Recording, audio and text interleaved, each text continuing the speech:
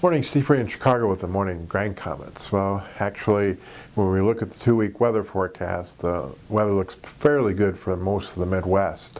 Warm and wet is the theme right now. Our weather guy put out a special report that La Nina is coming, but it's really slow, and that we're always seeing some indication of La Nina tendencies with better rains in Australia and some dry conditions in Russia. As we move forward, it could offer some dryness in Argentina and southern Brazil for their crops in 2017.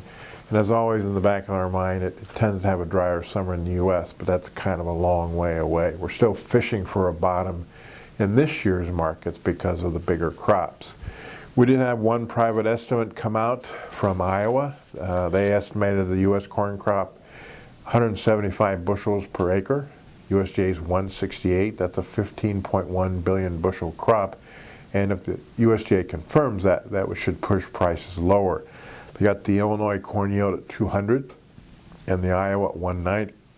Their soybean yield is 48.8. The government's at 46.7. That's a 4.05 billion bushel soybean crop. That would add to the carryout and push prices below this 950 area that we're trading November beans right now. USDA continued to estimate the corn crop 76% good to excellent. That's record high.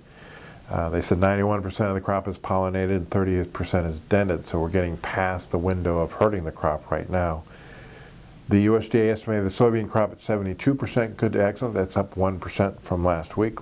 Last year was 63. 86% of the blooming, 54% is setting pods. And the spring wheat crop was rated 68% good to excellent versus 70 last year.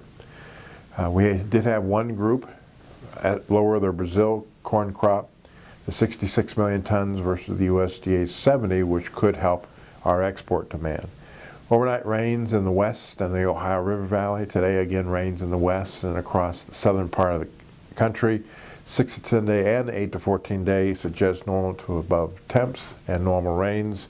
Funds yesterday, sellers of beans, meal, oil, and corn continue to whittle down their long bean and meal position, add to their net corn and wheat short. So we're a little bit on the defensive. Outside markets, actually the dollar's a little bit lower, crude's a little bit higher, trying to find some support at this $40 level. As always, these are my thoughts and not those of ADM or ADM Investor Services, and have a safe and profitable trading day.